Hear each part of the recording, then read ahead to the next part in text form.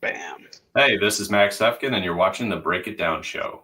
I love it. We were just talking baseball and D-Day, and I've been writing up a little thing. Max, I grabbed some clippings from the paper, and yeah, like you were talking about, like the wall behind you, it all weaves together.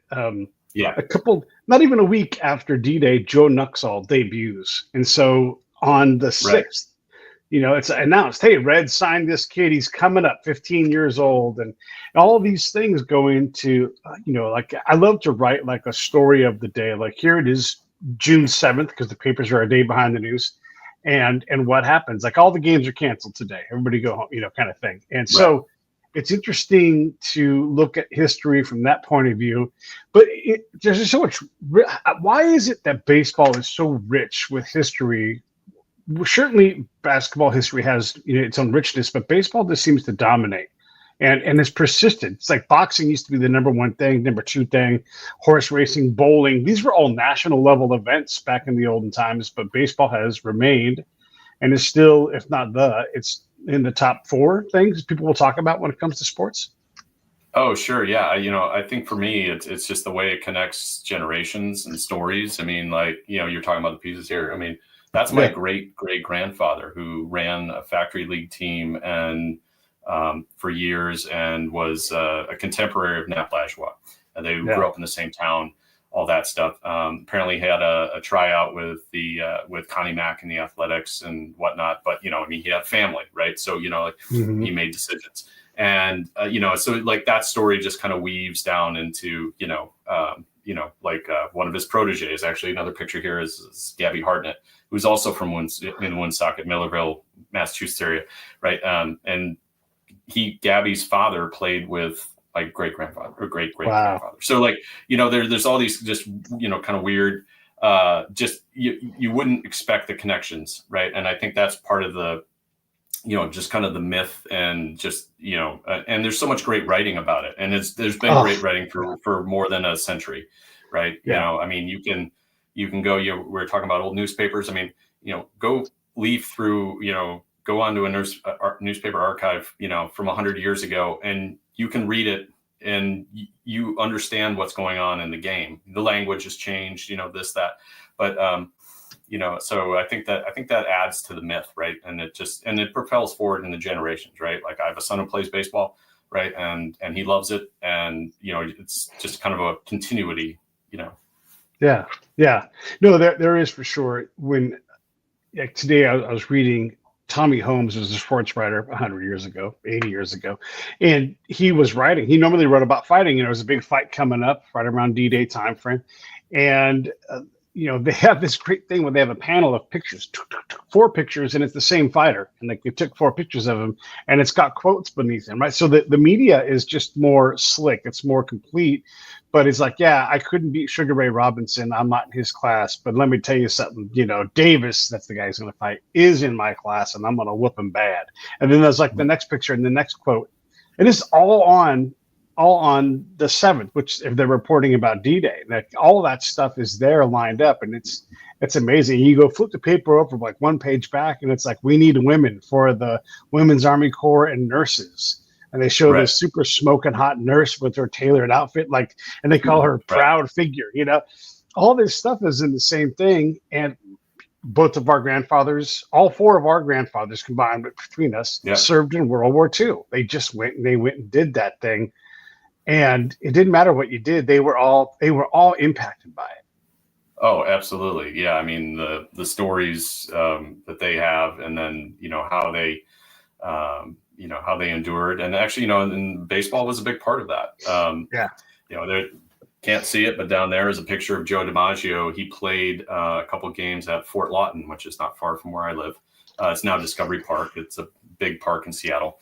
But there was, he went and played a couple of games there actually in June of 44. So, so that, right around the exact same time. And, it was before he kind of went off and did some other things. But, mostly playing baseball, keeping up the morale and that sort of thing. So, it's kind of fun because you can go to that park now and a handful of us know exactly where that diamond was. And, it's it's a meadow now, and you can, there's no marker or anything, but like, it's really cool that just, there were so many, of like our grandfather's generations that went and passed through that particular, spot. And actually my maternal grandfather actually did pass through there on his way back to Boston at the end of the war. So it was just kind of a just random little side note. You mentioned Gabby Hartnett the last time you were talking, and just the other day, because I'm always thumbing through these things and working on different projects that I'm working on. He was hot for like a week or something, and so he was in all of these papers all of a sudden. And I'm buddies with Not Gaetti, and he writes about these things. And here's a guy who probably has a legitimate claim to saying, "Hey, if you're talking about best catcher, you may as well keep me in the conversation because who's really done better than me?" In a lot of ways, he is, but we don't even think about him. And I think one of the great things he doesn't even have I grew up in Chicago, and he doesn't have a statue at Wrigley Field, and he's a Hall of Famer for them, right? Yeah. So, you talk about just being like kind of forgotten really in many ways. And actually this photo is a publicity photo from the first All-Star game at Comiskey Park in 1933. And so, he was definitely in that era, right? And, by the war, the end of the war, not. And he definitely was he was the catcher during Babe Ruth's called shot, right? And so if you look up Babe Ruth's called shot, take a look and see what Gabby says, and Gabby says he wasn't calling the shot. So I'm like, the actual person who was closest to Babe Ruth says that didn't happen. So, and I think, and that adds to the myth, right? There's kind of, he said this and I said that, and what makes better story, better copy. But his career is pretty amazing. He started out in the factory leagues and just worked his way, up, into the majors and had a very, Hall of Fame career. Right. So, it's funny. Baseball seems to gather a lot of these legends that are apocryphal, or maybe not, or we can't prove that they actually happened. The called shot is one of them. Because I was also working on a thing with Lou Gehrig, because we just had Lou Gehrig Day, and it was 100 years ago that he debuted. So I was working on all that. And also, by the way, that same season, right around the same time, Everett Scott's Yankee consecutive game streak has ended, so that happens in the same little time frame. But also Ty Cobb has that series of games where he's like, I'm going to hit home runs on purpose, and hits 5 home runs over the next 2 games. And I'm looking and I'm like, I don't know that he actually said that. Maybe after the fact he said it, but I haven't yet. And I'm not saying it didn't happen, because there's hints of it. Like the sports writers are saying, I guess he'll now go back to hitting singles. Well, is that what you would normally say? Or is that inspired by some conversation I haven't found? Right. So I can't definitively say, debunked. It's a lot of, post, event talking, but, it's funny because I'm not sure that he actually said that in a way where like, watch me now the next 2 games. I'm going to, I don't know that he actually did that. He might've said something like that, but I've not found it. Yeah, no. And I think, that's, when we kind of think back about how, media, right, was, essentially, the sports writers were a filter for a lot of that. Whereas, if you can imagine, somebody like a Ty Cobb on social media just being like, all right, 5 dingers, next 2 games, let's go. Right. On an Instagram or Twitter X account, you're just like, okay, just so some of those barriers are coming down. And it's easier, and it's great that like we can have a conversation like this that, hopefully is, productive, meaningful, that provokes some thoughts and questions. About baseball and just kind of some of the, just like some of these weird things. Did it happen? Did it not happen? It's just full of that. And I think that it just adds to the myth, to your earlier point, right? Yeah. Like why does it resonate? Do you recall, and this is completely on memory and it's a very old memory, but my memory's pretty good. So I'll throw it out there. When Fox first won the national broadcast rights for baseball, when Fox was a new network, and one of their executives was like, I don't want to hear about Babe Ruth or Lou Gehrig at all. Get them out of your mouths and stay modern, right? And so, Yeah. like the first game, they put these two ghostly images of Babe Ruth and Lou Gehrig on it, just to kind of like, we didn't say nothing, but we put them on there. But you do have to get away from some of this stuff and talk about the modern times. And it is so exciting because we got a rookie, Jacob. Jacob is out there. Gosh dang, what's his last name? Jacob Wilson. And he is ripping the cover off the ball, right? But he's on the A's, so everybody is avoiding celebrating Jacob, and they're talking about John Fisher, who's an owner. Who cares? But we have Judge approaching 400 still this late in the season, crushing balls. Ohtani having a great year. They got two old men, Goldschmidt and Freeman, just ripping the cover off the ball right now. There's so many exciting things. It's neat who excites you right now in modern baseball? So, I've been in Seattle for over 25 years. I've adopted the Mariners, and I think the things that I like, obviously I really love what Cal Raleigh's doing. I think he's really started to like get onto the national stage this year more so than in years past. A power hitting catcher, a switch hitting power hitting catcher who's just cranking home runs left and right, and it's in the major league lead right now. I think that that story is just great. Obviously, I've been a fan of his since he came up, and it was just like, whoa, hey, because prior to that, it was kind of like, that we had some very defensively great catchers, but they kind of Mendoza line type numbers again and again and again. And now we have a guy who's, hitting 3, hitting 4, pretty regularly. And when he's not in the lineup, he's DHing. So I think, I really like his story because it's kind of not it's not the Judge, Ohtani, and all great and amazing and what they're doing. But, you got to say, hey, wait a minute, there's places for guys like Cal Raleigh out there. Cause I think he's just, first of all, he's just a really solid dude. And he's putting up some great numbers, and he's been really great for the local community. So, it's hard not to root for him. I also like Tariq Skubal. He has some Seattle connections because he played at Seattle U. My son went to a baseball camp that he was a coach at like 10 years ago. So I've always kind of had an eye on him, and it's been really cool to see, in 20, was it 2020, 21? I was probably 21. That, his first start back in Seattle, all his Seattle U teammates came out, and they were sitting like right behind us. And so that was really cool, and I think what he's been doing for the Tigers, it's just been a really cool, it's just been great to see, so it's like, you see this, he was much different, he wasn't, he's beefed up quite a bit, he was a skinny kid with, back then, and it was like, oh yeah, by the way, he's, top 10 in D1 strikeouts. And it was like, whoa, it didn't look like he does today. Right. So, I think those are two guys that I'm, kind of rooting for. It's interesting. We've been around a long time and we've seen a lot of games. And so inevitably when the season starts, people lose their minds, about whoever, if they're a little off pace or if they're ahead of pace. Boy, oh boy, everything's changed. Like, look, I'm excited that Andy Pages is doing great. I'm excited about that, but I'm also realistic that he's been a low 200s hitter for most of his career, short career, but to all of a sudden jump up to this level, I hope it remains, but I'm also cautiously optimistic. Like, hey, let's just let him play his game and get there. Folks hate that. They don't like, if you point out the actual fact that, hey, listen, whatever Ohtani's doing, I think the world of his game. I'm so excited to get to watch him.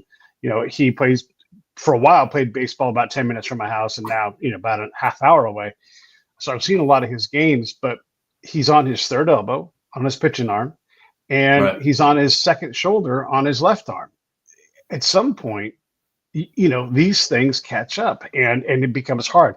I'm realistic that he probably will never be a better pitcher than Babe Ruth. Doesn't mean he sucks, but it means like, hey, let's just appreciate what we got right here. This is amazing. He just hit a ball out of Dodger Stadium the day. We got to see him a bunch when he was on the Angels and got to see him pitch. And, got to see him a couple times last year with the Dodgers. And, I think it is exciting. And, one of the great things about his story is that he's really done it his own way, right? I mean, he had opportunities to, be a one-way player, way earlier, probably could have been, over here way earlier, but, chose his path. Right. And I think that's one of those stories that partly why it resonates is like, hey, like, it can be a hard game to get to that level, but, it's not impossible to, to carve your own path. I'm going to go back to the Mariners real quick. They're one of the teams where it's hard to figure out. They don't make big splashes in the free agent market. It's not that they don't sign anybody, but it's like, hey, there's Raul Ibanez, fantastic player, great addition kind of thing. But they don't do a lot of that. Is it like, we're so hard on owners, right? And deservedly so in a lot of cases. But also, I don't know. I mean, it's hard to run a ball club. Everybody wants Ohtani. Everybody wants Soto. So not everybody gets to get him. And you have to here's our shot that we're going to take. What are your thoughts on how Seattle is run? Okay. Yeah. So I think, you got to take a look at, so it's not only the ownership group, but it's who they hire. Right. So we've had Jerry DiPoto now. I think it's, he's been around a decade. And, the whole premise was we're going to break this playoff drought. And they've done that once. Right. They've been close a lot. They've been so close that it's almost like, and this isn't a player thing, right? Like, I don't think that the players aren't trying, but it's just like, man, like, what are you doing? Right.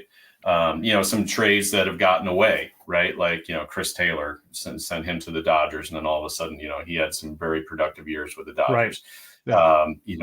Eugenio Suarez, right?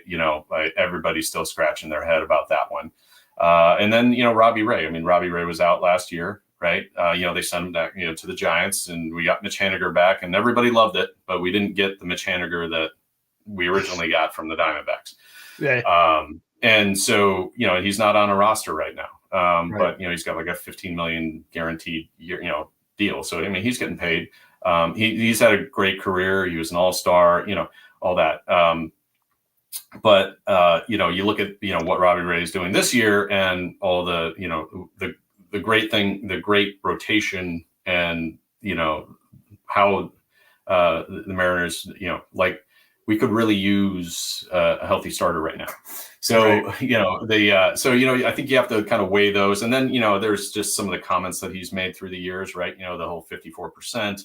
And they've definitely taken a very, pragmatic is probably like the least nasty thing you could say, right? Like, they kind of like, hey, wait a minute, this is not, we're not going to go spend a ton of money, because when they have, right, it's been, the last real big money they spent has been Robinson Cano.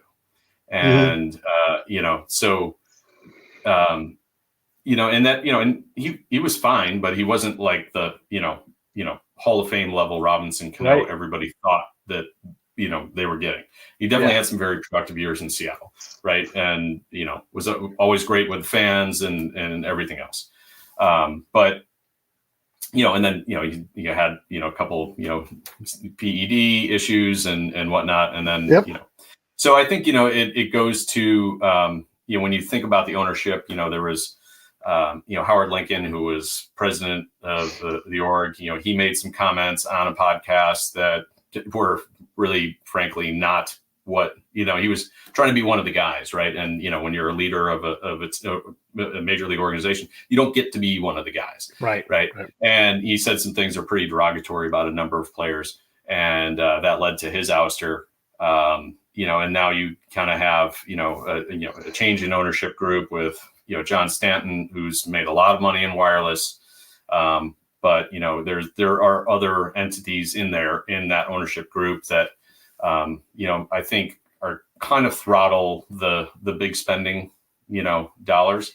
And, I think that it's just, frankly, when they've gone out and, have signed the Canos or have, made like the big money deals, notably, I think, like Kyle Seager, like worked out for a little while, but towards the end, like Felix definitely worked out for a while, but, those last 2 or 3 seasons, definitely was not not the same. Love Felix, like Kings Sure. Court. I actually got a Kings Court K right down there. We Nice. spent a lot of time, but you kind of have these are guys that could have elevated, like Felix will be in the Hall of Fame conversation when he's eligible. Sure. If he was able to sustain that peak for just, a couple seasons more, I think it would be a slam dunk. I think inevitably people will look at the run support that he had, which was awful during his peak. The fact that he probably should have had 2 Cy Youngs, the optimist in me would love to have him in the Hall of Fame. Yeah. But, so I think when they've made these big deals, they've looked at the longevity of it and just haven't really had it work out. So I don't expect that them being, especially with, Dipoto kind of, being VP of baseball operations, that they are ever going to really go out and do that. I think the things they do really well are develop pitching. They've gotten really good at developing pitching. And the farm system's actually in pretty good shape. And now the question is kind of be, okay, when do some of these guys get a shot? Right. So they just brought up Cole Young. They got Harry Ford, who's a catcher. Right. So this is a little bit problematic, right? You got, Cal having, an all-star quality season, and has signed a big deal. Right. So he's going to be here long term. Right. So what are the Mariners going to do with, a guy like Harry Ford? You trade him away and then let him beat you, a bunch of times every year. Right. And whatnot. And throughout the continuity of, the recent Mariners, I mean, they've made some dumb trades. Adam Jones for Eric Bedard, that clearly didn't pan out the way that anybody would have loved to have seen him rolling, in the big cavernous center field at, now T-Mobile Park. Right. But, so I just think that they haven't really done well with the big trades, and they haven't done well with the big free agent spending. So I think they just kind of bunker in and kind of go, okay, these are the things that we can do better than anybody else, and we'll do that. Yeah. And it's frustrating because it's I mean, we haven't seen a lot of playoff baseball here. Yeah. By the way, when I root for playoffs, all of my personal affiliations go aside, and I look at who's been the longest. I'd like to see the Brewers and the Mariners in the World Series.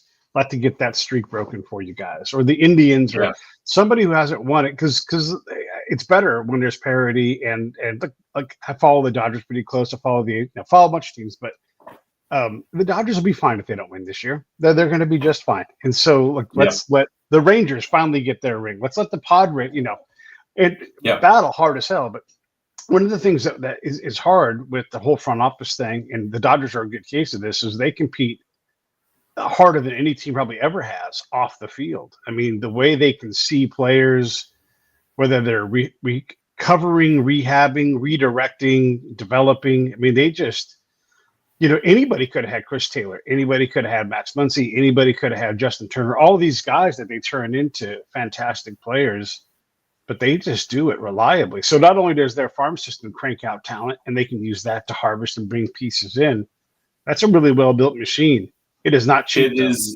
No, not cheap, but it's also extraordinarily. I don't think people understand the depth that they're willing to go in terms of development, right? So, my son plays travel ball. There's there's basically kind of an affiliation that they do called EL1.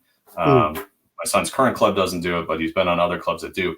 EL1 is run by the Dodgers, so the Dodgers aren't only figuring out okay, who can play at the next level from high school and collegiate ball, right? And independent leagues, whatnot. They're taking a look and getting data on kids as young as 8 and 10, right? And so over time, right, they're going to be able to figure out, who at, say, 14 is more likely to develop, who at 15, 16, 17 might have that path, right? Because I think there's a growing awareness now in development that it's, the late bloomers, right? They kind of get pushed out of some of these opportunities, to play, at higher levels.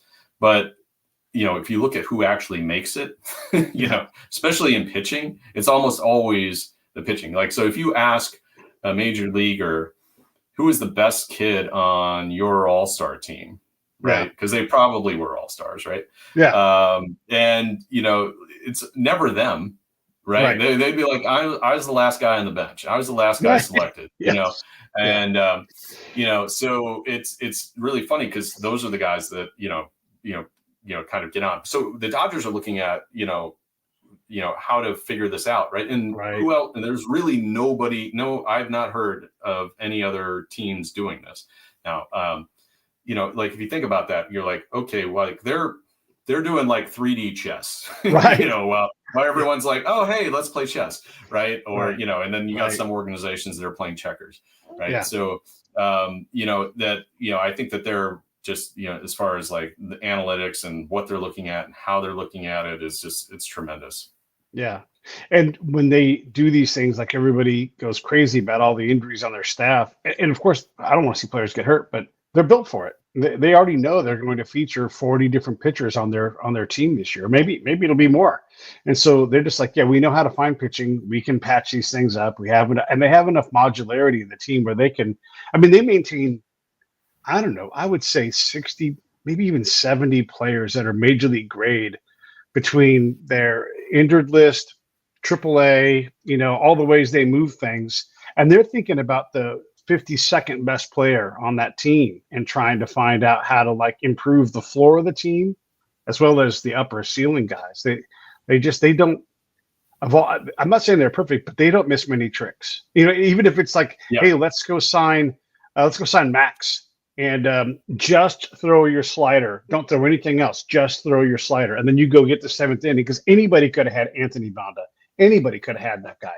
And they turned him into – and there's so many of these guys where they'll come in and they'll be good for 2 or 3 years with the Dodgers and then they'll go away because they can replace that person. Phil Bickman's a great example. Right. Was it great? They had a perfect role for him, and then he left, and he does his thing he does now. And I'm not against any player. I want Phil Bickman to play 10 years and get a full retirement, right? So I love that he got to be on the Dodgers and hopefully extend his career a little bit. But they really do that.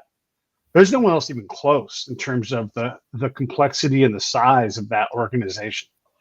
Yeah, and they kind of have figured out the financial constraints, piece is just, that they're playing on a different thing with like the deferred contracts for the guys like Ohtani so that they can go get those the 23rd, 24th, 25th guy and make sure that those that they can be in a position where they will be in the playoff hunt, right? Like it's just so I think they're definitely having a master class really in kind of what this game is. And I think people get frustrated because they're just doing it so much better than their favorite team.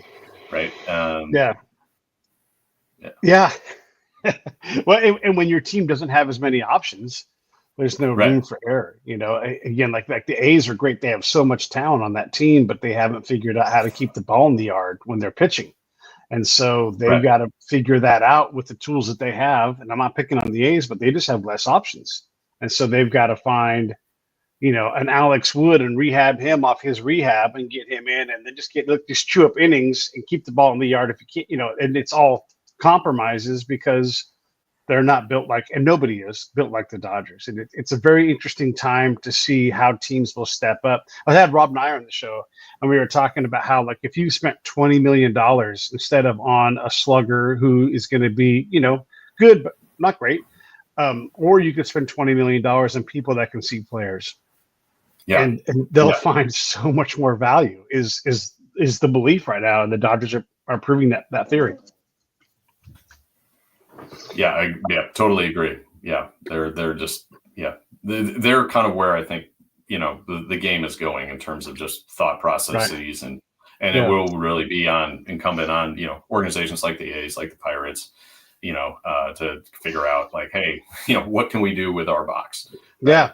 The first thing you do is you hire away Billy Gasparino from the Dodgers and you give him a team to run. That guy just kills it. They have so much talent. Just go offer those guys. I don't want to make it simple because it's all hard. Everybody's competing on every level. And it's fun to think about. I wanted to talk to you a little bit about this work you're doing with these players that sort of get lost to history. They don't play long enough to really have retirements, but they have these long baseball lives. And then a lot of these guys struggle later because they play these hard games for a long time. So let's talk a little bit about Bitter Cup baseball and like the mission there. Yeah, so this is something that I came about. I'm a member of SABR. I contribute to SABR Bio Project, and after I did a couple, I was kind of thinking about like, okay, I want to do another one, and I remembered a conversation I'd had with a teacher and former baseball coach at my high school. It was like, hey, at anybody, I grew up in Chicago, I mean, a big city, but honestly doesn't produce a lot of major leaguers because, it's, baseball season high school baseball season's, short. Right. And so it's like, hey, does anybody make the major leagues? And he just looked at me and he said, Tom Bruno. And it was funny. I was thinking about that came back. I was able to connect with Tom. I started kind of researching his career. And I think important to the story is that I went to an all boys Catholic high school that was it's still run by the Dominican order. So we get like at 14 years old, you get 2 scoops of Aquinas, right? And that kind of frames how you make comparisons to the world, right? So, you're 14, 15 years old, you're learning Aristotle, you're learning Aquinas. Like it's not a lot of places to do that. Yeah. And so he had a quote that was really outside of the normal baseball quotes, and he was comparing this situation with the Union to an annulment. And I was like, okay, this guy went to Fenwick, right? So, and I was like, without question, I was like, boom. And sure enough, we actually had some of the same teachers. So even though he's 20 years ahead of me. So, and he brought this whole situation to my attention where, from players from 1947 to in 1979, that at that time, first it was 5 years, and then it was lowered in the early 70s to 4 years. You had to have 4 years of full service time, right? So that's 4 full seasons in order to be pension eligible for Major League Baseball or for the MLBPA pension plan. And that was just the bare minimum. Okay. So that just got you in the door. And then that maxes out at 10 years. Right. So, he turned me on to a book written by Doug Gladstone, which I connected with Doug, and, we just kind of, through those conversations working on Tom's bio, I realized like, hey, there's a lot of these guys. Presently, I know of 507 that are living.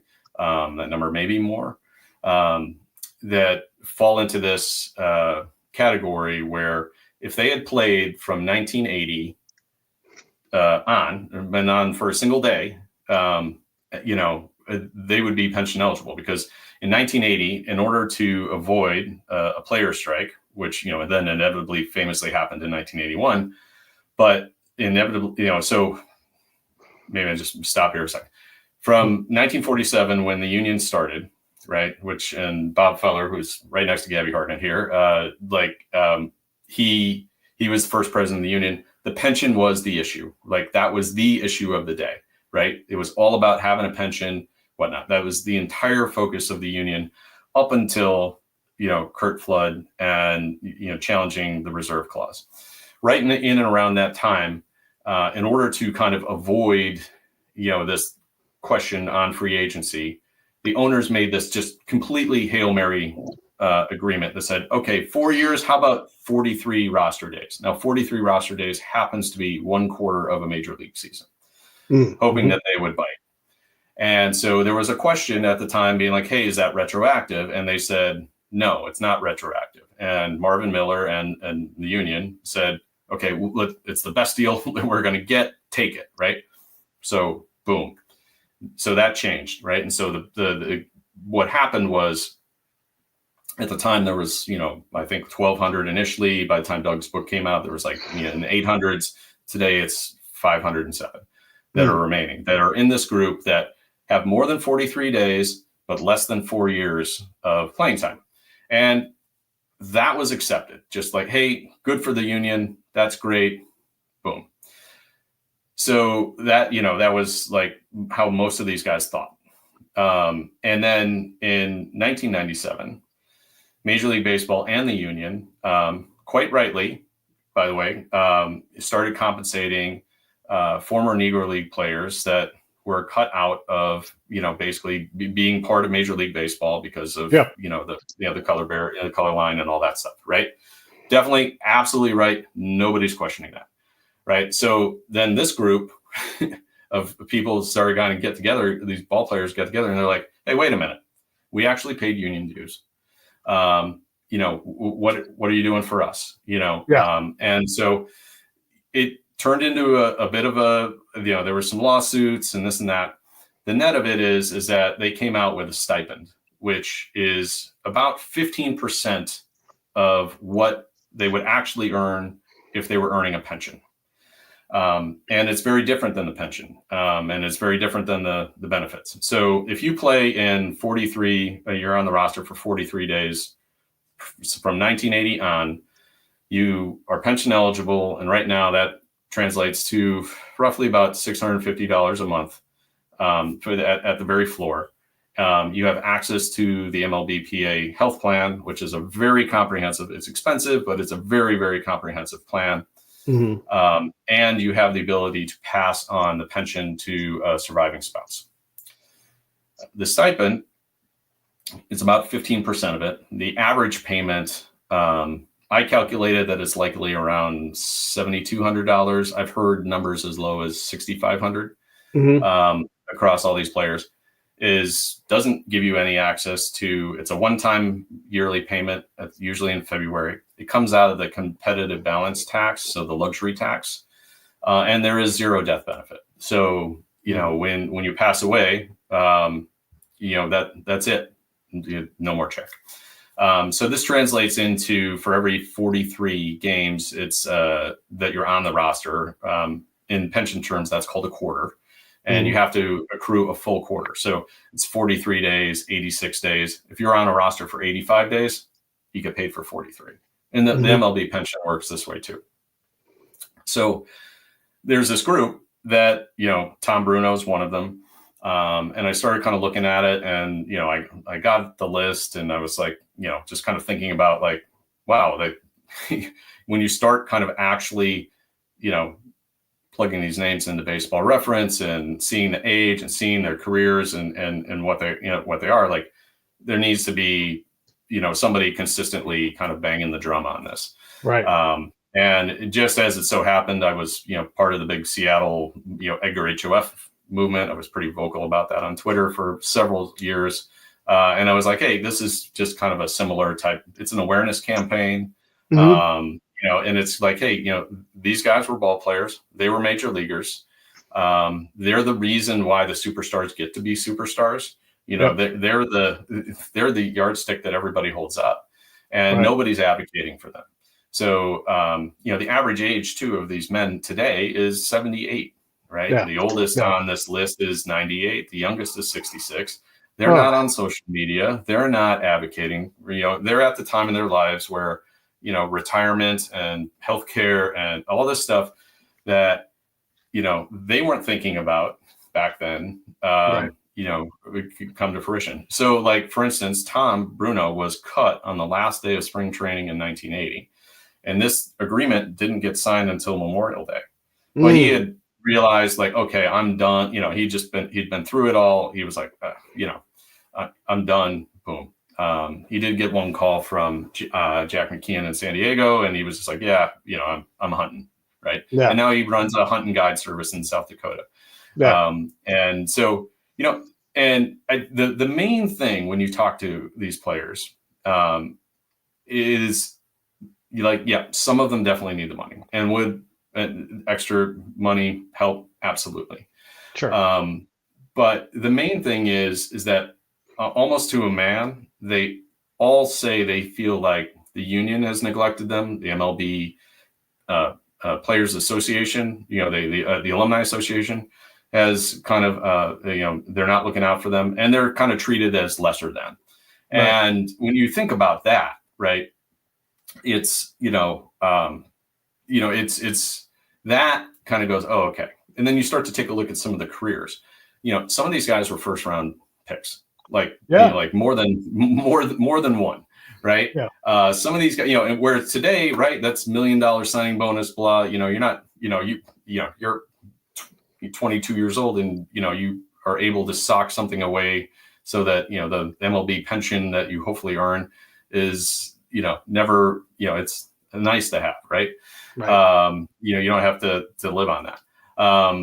So the other thing is that they and some of these guys were undrafted. Some of them found their ways. There was one guy, I think he was like in the 63rd round and actually ended up making the major leagues, right? Wow. The draft doesn't even go anywhere near that far not anymore, right? Some of these guys were draft and follow type guys where as it used to happen, the club would have up to basically the club they had your rights, and they had up to a year to sign you, or you went back into the draft.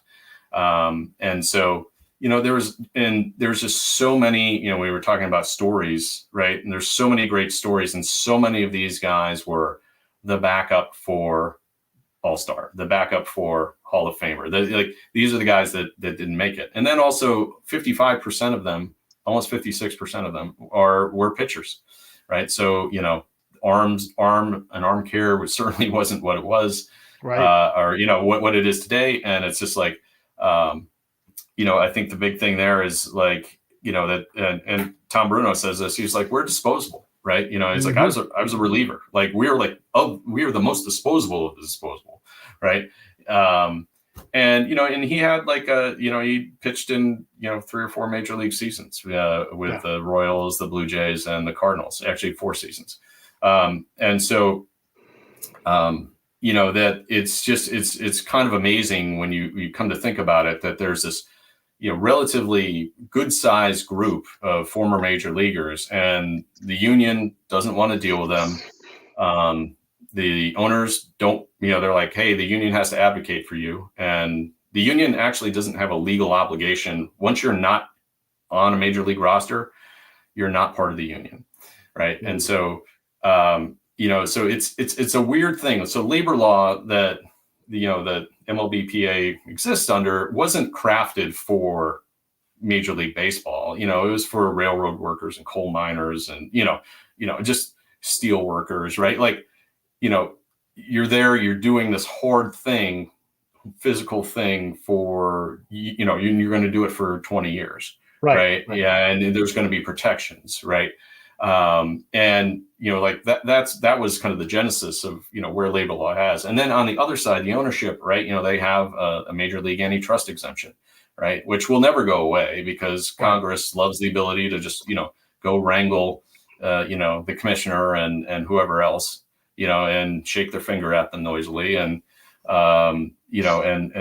that's actually how the Mariners came to be, right? After the pilots left, that was one of the things. Senator Magnuson was just like, hey, we're going to pull your antitrust exemption. He's like, that, okay, how about a team? Great. And so, that's not going to go away. But, the reality is that Congress could have that ability even if the antitrust exemption didn't exist, right? Like, they could just,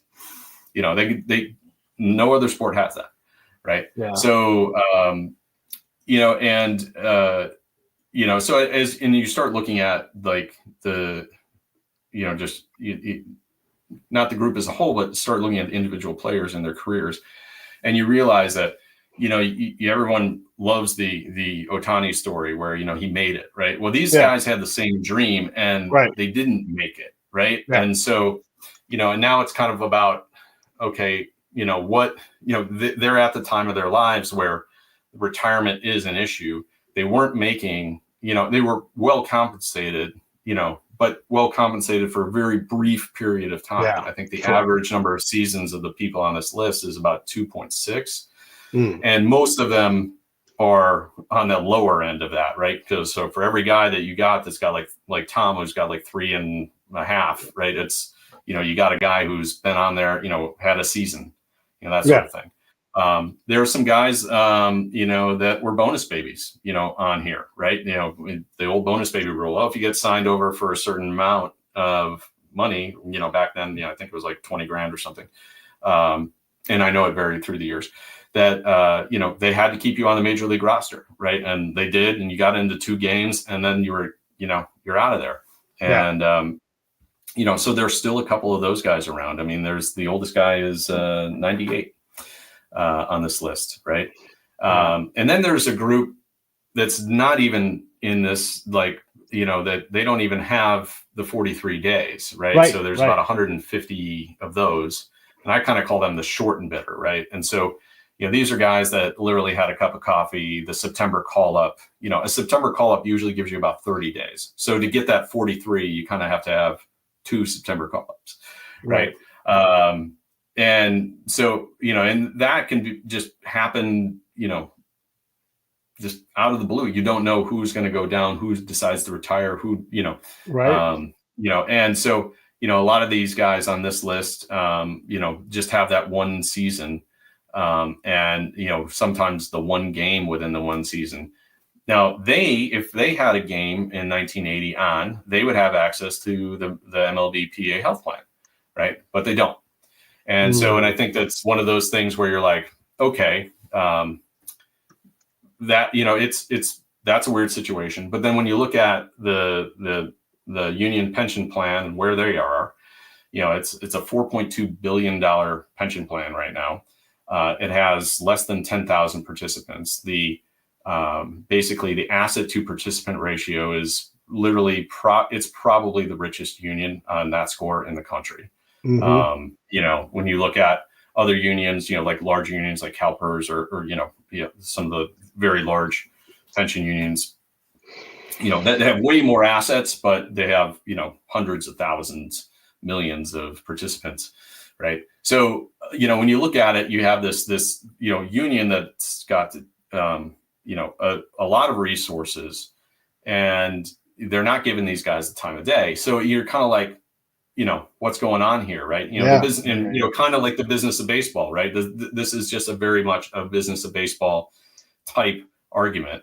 And so the current stipend actually only runs through the next collective bargaining agreement. And when that was signed, they were told, this group was told, we don't know if it's going to renew.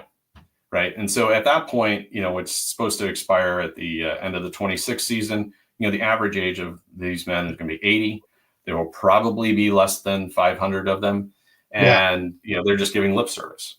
Right. And so when you look at the money that is going to, from 1997, and there's been add-ons, and there was even just an add-on to that group this past year, the Negro Leaguers that didn't have an opportunity to play in the major leagues, they're getting a $10,000 a year, basically a stipend. There's questions on how and if there's a legacy that they can hand on or whatnot. It's hard to get data on this, right? They expanded it out last year. I've been looking for the filings, and it's hard to find because what happens there, the union's not paying that money. It's Major League Baseball paying that and they're taking a charitable deduction. And it's one of the reasons why I think the number is the number, right? Because you can take a $10,000 charitable deduction, right? It's like a gift, right? Yeah.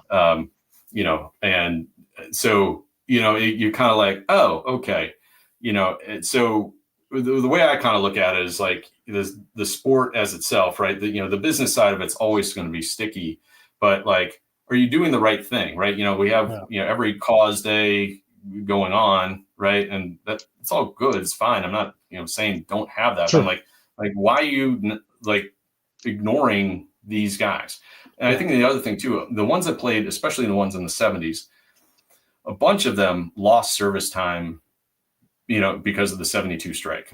Yep. Right. And so, unlike other strikes, right? And if you go back and you look at the history of the strikes, like the 94, 95 strike, it was like, oh, no, you'll get full service credit. And then, this latest little like, oh, you'll get full service credit.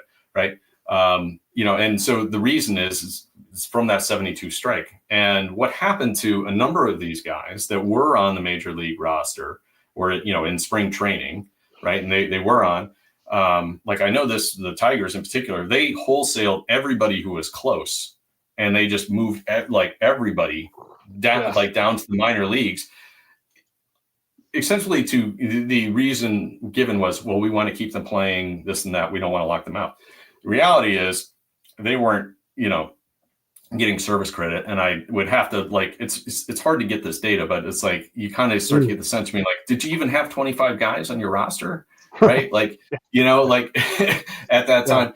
And this also happened too, where, we were talking about, our grandfathers and service, right? So, much of this was Vietnam era. The draft was still very active. If you were active major leaguer, right, and you got called, right, that counts as service time. Right. So, and a lot of these guys had Guard, National Guard, or, other, reserve unit type things, like Johnny Bench was in the reserves, Roberto Clemente was in the Marine Corps Reserve. A lot of those guys were in reserve units. So, and then they would purposely stage their time for the off season. But some of these guys, these lower level guys, didn't have that luxury. They would get, I've seen at least 2 cases where they got moved to the minors and then they were put on the military list. Right. Oh. And so, so you're like, okay, like that was 6 months. There was a couple of combat veterans on this list, a couple Purple Hearts, so it's like, literally, I think the thing that fascinates me about this list is that, like, just that tapestry of stories, like, you literally have ball players from all walks of life, from all different backgrounds. You got first rounders, you got 63rd rounders, you got, the first MLB player from Japan, Mashi, like, he's on there, right? His story is, I mean, he played professional baseball in Japan until 1981. He played in the MLB like in the 60s. So, you got guys, from they've gone on, like, literally, you got Venezuelan Hall of Famers, you got, guys that are Hall of Famers in the Mexican League, got a lot of guys that went and played in Japan at the end of their careers, and some of them did really well. I mean, obviously, if you're a pitcher, there's a bunch of pitchers that are in the Mexican Salon de Fama. So, right. So when you start to look at these guys in aggregate, you're like, wow, there's just so much here.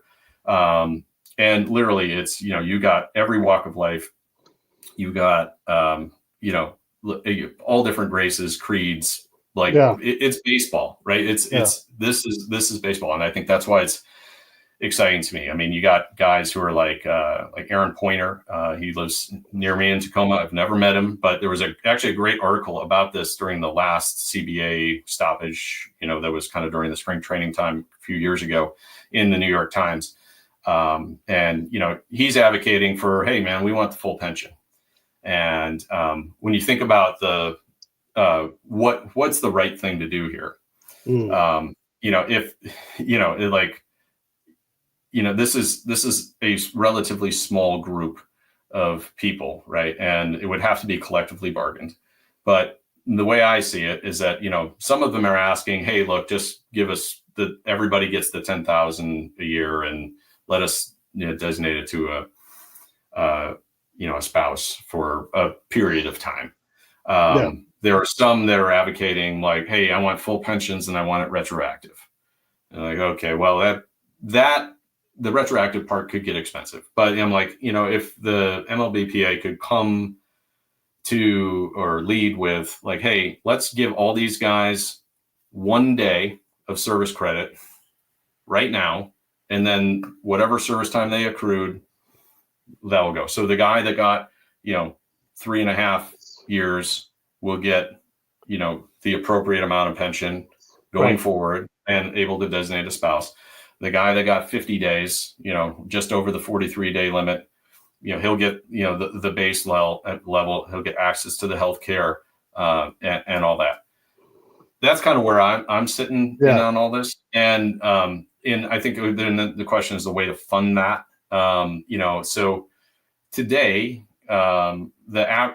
the payout for all these guys today at most is $5.8 million.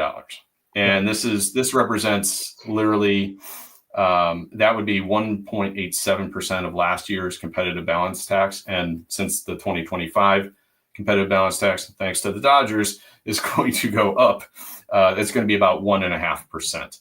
Right. Yeah. And so, you're talking about basically increasing that number from say 6 million to about 65, maybe tops 70, like in the big scheme of things for, an organization that's pulling in billions and billions of dollars, that's, utilizing a lot of, you can't, it's hard to find stadiums today. The only stadiums that are privately owned today, are, the old ones. Right. Yeah. And, if you look at like the Oakland situation, right, it's, like that's a mess, partly because of the public financing and whatnot. Right. So, you have an organization that's reliant on public financing at some level. And then you and I, and actually anybody who has a basic cable package can't get out of paying. There's a portion of that, your cable bill, because of the deals with whether it's Fox or, ESPN that's going away, or TNT or whatever, broadcast deal, that's part of your basic cable package. And that's going, portion of that is going to player salaries. And then a portion of the player salary is going to, to union dues. Right. And the union dues are right now, from what I understand, is $85 a day. Right. So, and that's on a, and it's over, the course of the season. Right. So it's not a lot of money that is being put in. Right. Like you could find, I think you could find, $70 million for, say another 20-year period. Right. And that number will slowly, decrease over time, and really just, show the respect that these guys put into the game. Now, keep in mind that they didn't pay $85 a day. Back then it was $6 a day. Sure. Right. And it was $6 a day when Pete Rose was playing. It was $6 a day when all the guys of that generation were playing. Right. And so the ones that made it, right, got the benefit and are going on. And, I think the thing about it, the pensions itself, is that this is not a new argument. Right. So Early Wynn back in the mid 80s was raising a stink. He actually had the support of Peter Uberoth. He had an office in the commissioner's office looking at this specific problem. And I remember quite specifically when he was going to boycott the Hall of Fame ceremonies at Cooperstown. And it was all like, because of this, right? Yeah. And so there were some changes that were made. So it's one of those things that like, it's, there's the law, but like you think like the organization, and baseball should be about, doing what's right.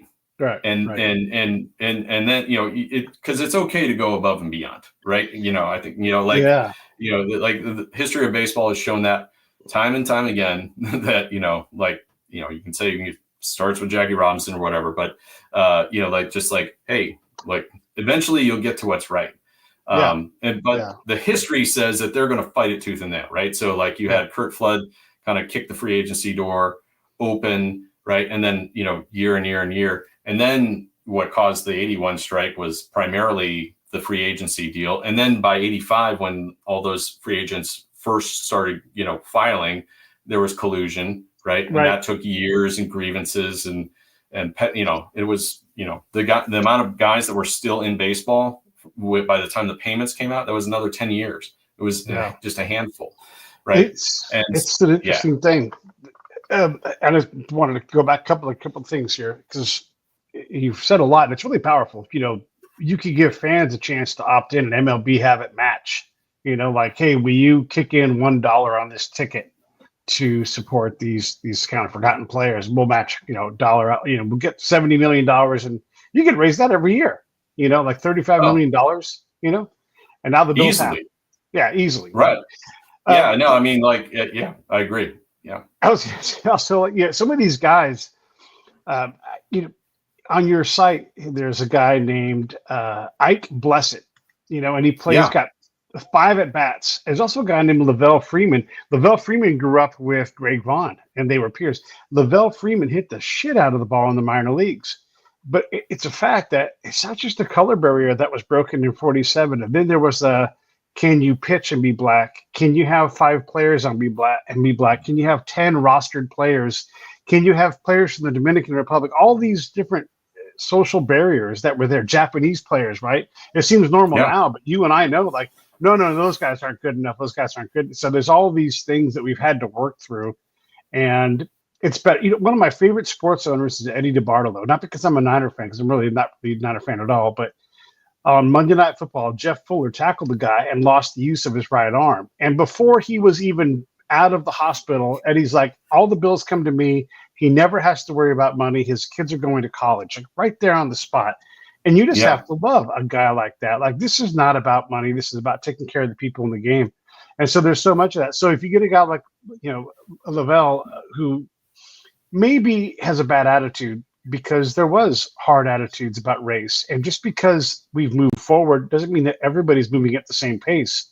And so whether the club is against him or he feels like the club is against him and he feels like it's race-based, that's not an unreasonable thing to have in there. And so that can even cause roster manipulation where you don't even get your shot, even though you hit the shit out of the ball in the minors, because he has a 0 average, right? Like he got into 2 games maybe.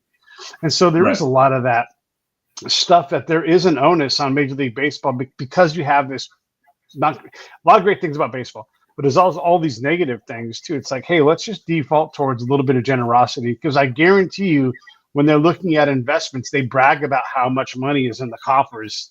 And they're like, oh, we have all this money. It's like when Harvard's like, oh, we got $70 million in our endowment. You're like, yeah, we need some money. Like, oh, my arm, it's broken. Yeah, exactly. Yeah, no, and that, that kind of crying poor thing is I mean, that again, historically, you can go back and you can look at every single work stoppage and you will see ownership claiming we lose money every year. We do this every year. And it's like, yeah, you have great accountants, right? Like, we get it. But like, if it was really that awful of a decision, you wouldn't own the team.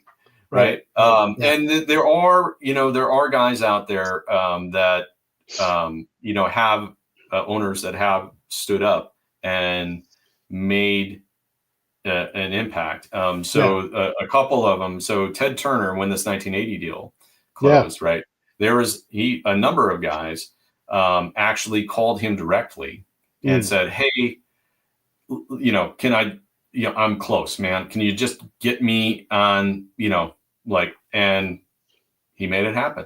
Yeah. Right. I think the one exec, when I looked at like all these stories that I've looked at time and time again, Roland Hammond, who, was a Hall of Fame level executive, GM of the White Sox for a long time, and whatnot.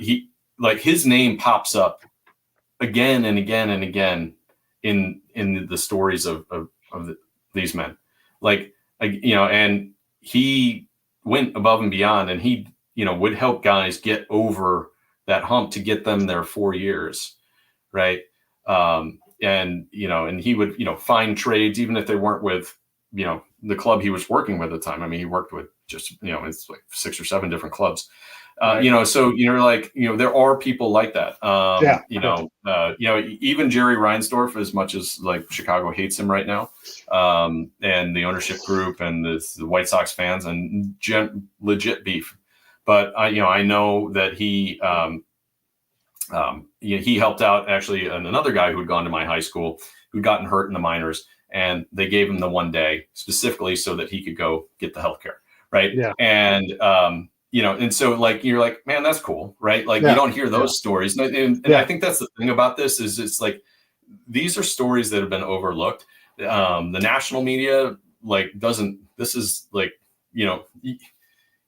you may get through and be like, oh my gosh. Okay. Yeah. And then it's like, oh, well, after the All-Star break, after the trade deadline, after, and I can't even tell you how many of those guys, they know about the story, but they're not writing about it because it's not sexy, right? I mean, these are 78-year-old men who haven't played the game since 1979 at the latest. Yeah. And it's not really that, it's not a today, it's not a now, it's not a, thing. So, but every once in a while you will see an article. Yeah. And every once in a while you will see a local news, kind of article. It's usually a younger reporter who's kind of like, oh, wow, this is like a real story. And I think it's the real story. And every time those guys, we get anyone on this list that wants to talk about it. Gary Neubauer just did some stuff recently. David Clyde, Scipio Spinks have done talks at the Houston Public Library, which are available online on YouTube. So it's not for lack of, these ball players advocating for themselves. Right. It's just that they're not, they're not going to go beat the drum on Instagram or Twitter or X every day to kind of say, hey, don't forget about me. And and that's kind of what I do. Usually it's in around like if the day they were born, we'll kind of, figure out a little bit of a write-up and I'll post it. And, there's a handful of people that, choose to, kind of come along on this little merry quixotic crusade that I have. But, and I appreciate everybody that does that. I'm not going to list you all because, I'm going to miss somebody, but I love it. It's great. And it's important. And we can do these things. And maybe we need to look at AAA too, because teams like the Dodgers that stock major leaguers in the AAA, area are, not, I know AAA's got a better deal now from the last agreement, but even them, it's like, hey, I'm a major leaguer. I don't mind staying because it's a great culture and I want to play in a championship team. But, James Outman easily should be traded to somewhere else. So he can go play. He's not a championship grade player. We know that now. But let him go earn his money and get that time clock. I want Chris Taylor to get 10 years so he gets the full thing. He's been such a great player. But and maybe once we expand, there'll be more of that. But I can see AAA being a problem too. Yeah, no, and for a lot of these guys, you will see, and you dig in 4 or 5. I mean, 8. One guy I can't think of his name, but literally I remember it sticks in my head. 8 years in AAA. Wow. And I think that's the other thing too, right? 1979, right? There's like 26, 28 teams, right? And for when most of these guys played, there was either 26, 28 teams. Yeah. Right. So there were just a lot less, and it's a handful of guys. I mean, Bob Willis played in 53. Right. So, I mean, he's even back in, when there were 16 teams. Yeah. Right. And so, so there was not like, if you think about just from that opportunity expansion, argument where you're like, okay, in any other, if you had 30 teams, every single one of these guys would have been major leaguer. Right. And so I think that is, when you kind of have to take that in with all that, like everything's very contextual with what they, their time, the era that they played. And, that's kind of the fun thing about it too, right? You have guys, a handful of guys that played in the 50s that are on this list. Right. And, and you think about who they were playing with in their prime, right? There was a guy who passed away not too long ago. His nickname was Mantle's Legs, right? Because he was the pinch runner for Mickey Mantle later in his career, right? And but he was on this list, right? And so, I think that is, that's the other, just kind of the more sad part about all this is that since I've been tracking this and started in 22, it's been over 100 that have passed away. Yeah, they just keep, they keep going. Yeah, and every year it's going to kind of come, and it's fascinating having done this now for a few years where it just comes in waves. Like literally it'll be like, 6 months of nothing. And then all of a sudden there'll be like 3 or 4 in the space of like 2 weeks. And so it's just funny how you kind of see it's happened enough now where I'm like, okay, this is a pattern, right. And it's guys living all over the country and whatnot. So it's, it is kind of random, but, you have, a lot of the stories that a lot of these guys have, a lot of them know, players that have a pension, and a lot of them know, a lot of them know the superstars, and a lot of them, played with some of the best who've ever played the game. Right. And so, you could say, okay, well, why aren't the superstars advocating? And that's a legit question. But I also kind of see it as like, how much of it is their fight, right? Like, I can see the other side of it too, just being like, hey, they have a lot of other advocacy to do too, as well. Like they have to all have their charitable effort in town, and yeah. So, but I know that a lot of them, it's interesting just the impact that some of them have made. Like you mentioned, Ike Blissett, right? And so I know that story pretty well. Ike was on the roster and got into a fight with Billy Martin during spring training, right? And they sent him down, right? And so, okay, well, if Ike was on any other team, well, no, but this is the whole thing, right? Like, in the press, and if you read it, there's only one, really, there was like one or two articles being like, what is Billy Martin doing versus like, hey, and it was definitely couched in the like, it was a disagreement about, something, and but like knowing what we know now, right?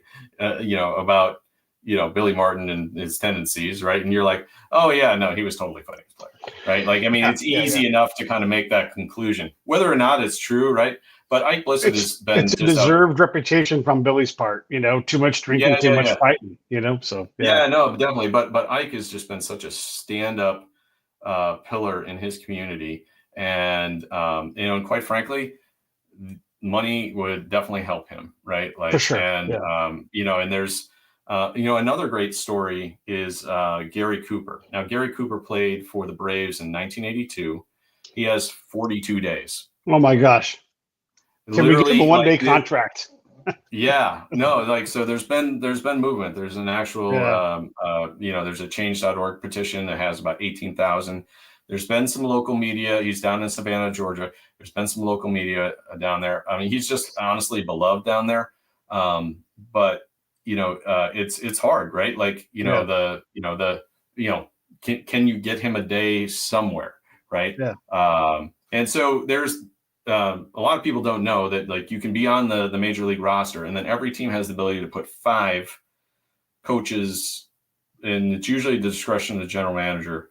The Orioles got into a little bit of a frou-frou about this about 5 years ago, where they put a trainer on the pension plan. And, he had never, so a lot of times you were a player, you didn't qualify for pension. Okay, you coach, you get your pension eligibility. Now, some teams don't like to do this, and they'll take a guy, who's been, who's already a 10-year guy, and okay, well, that's the pension and whatnot. So that they all play games, and you don't really know. Like, from a research perspective, you have no clue. Like, so if I see a guy who's got, 4 years, and then he went and coached on the major league, I exclude them from this list because I don't know that he probably was there because he was trying to get a pension. Right. Yeah. And so, but there's no way to know that. I think the other thing too, calculating service time from a research perspective, I can't call the MLBPA and just say, hey, I want, here's 500 guys, give me their days. Yeah. They won't do that. Right. Legally they're like, well, it's not, like, okay, fine. But we do have, SABR does have access to the Sporting News contract cards. Mm-hmm. Right? And so that has really kind of been my kind of go-to on some of these. And, it's interesting because you find where, they may have been called, and it's not perfect, right? And so it's a lot of hand calculation, because you're looking at dates and, whatnot. Yep. And you're like, okay. And then sometimes you have to go back and, just check the newspapers and be like, okay, did that guy actually, they called him up, but did they put him on the 40-man or did they actually put him on the bench? Right. Right. And so, because you don't know. Right. And, so it's very time consuming when you find these cases of guys that are close. But, it's always interesting, too, because then you'll see like connections. You'll be like, oh, wait a minute, this guy played with this guy at this minor league spot. And then, they became buddies. And then, like you just like, oh, I would not have known that. Right. And, so there's, some, some, again, great stories that come out of all that. Right. And it's not even, it's not even these guys. It's, it's the groups and people that try to help there are some folks that are trying to help advocate for not only this, but other pension issues, right? So even if you are vested and you are getting a pension, right, it is, I've heard from enough of these older ball players that are at that point in their life, and they're like, and basically the consensus I could synthesize it is you don't have the support that you think you have, and so, it's, so that one is, it's a little trickier, and there's definitely a lot of nuance to a lot of these things, but, I think it kind of all comes back down to being like, hey, wait a minute. Yeah. What level of transparency is the union obligated to do as a public union? And they do file.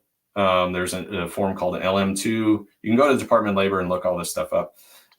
There's other forms, 5500.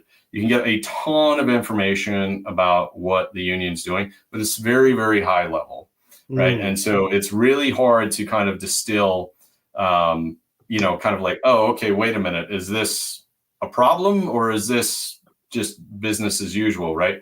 Yeah. And so, I think that is, it's one of those things like, I look at the, I look at the LM2s, they're very long, they're very, it's a very, it's basically, it's like reading your taxes, right? It's not that, exciting, but, you do see some things in terms of like licensing revenue, like the stuff that happens today versus the stuff that happened for these Bitter Cup guys. Right. Back then, it was baseball cards. It was Topps. The only real licensing was Topps, right? Right. And now it's like, everything. Like, oh, this company, that company, this company, that company, right? And and they're all big major brands, right? So you could maybe make an argument like, okay, you need to go to the major brands, but I think the reality is what to get to any sort of resolution, it's like you got to go to the MLBPA, you got to go to the pension committee reps. Right. And those guys change from year to year, right? And so it's not always the same dudes that sign up to do this, but it's also in the, so like today it's, Pete Fairbanks, you got Cedric Mullins and Tariq Skubal, who are alternates, right? And let's see, and then you got Brent Suter as the pension committee reps. And so those are the guys today, right? So, and I'll be reaching out to them, and it's, it's usually probably a letter to the team that, it's like, kids asking for autographs, and then, hey, the stink bomb letter, right? Like, okay, who is this weirdo? Get out of here, right? Yeah.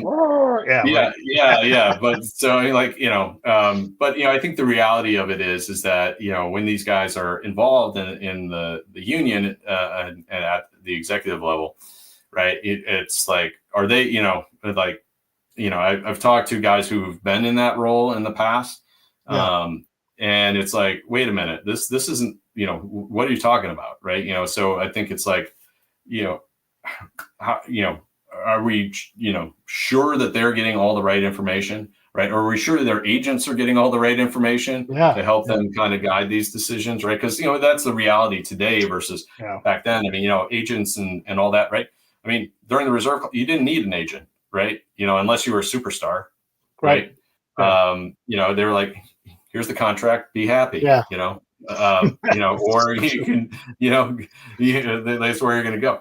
Now everyone's got an agent and whatnot. So, when you look at some of these guys, they're younger, right? And, they're, in their career, they're not thinking about, pension issues, and they're not thinking about what pension issues were in 1979 when, when their parents were kids, right? Yeah.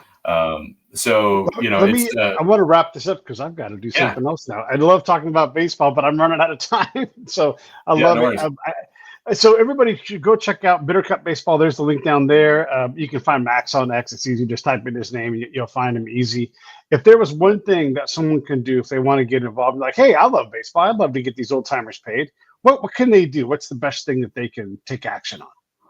I think the biggest thing is, being social, just getting awareness out there on social media. So I post on Twitter under at Max Effgen and at Bitter Cup Baseball on Instagram. The more traction we get there, the more eyeballs that we're going to get. And then, feel free to write. I mean, MLBPA, you could, contact them. I would contact specifically the pension committee reps. So Suter, Fairbanks, and then Mullins and Skubal, and just say, hey, like, I heard about this. It seems like it's a thing. And, like for the next collective bargaining agreement that will be coming up at the end of the 26th season, we want to make sure that these guys are taken care of. And so planting that seed now will hopefully yield fruit for when these guys are 80, and at the point where more help is better. Right. Well, everybody, this is Max. Awesome show talking about baseball. I hope you guys all appreciate that. Max, I'll come back to say goodbye to you in a second. Everybody else, have a great weekend.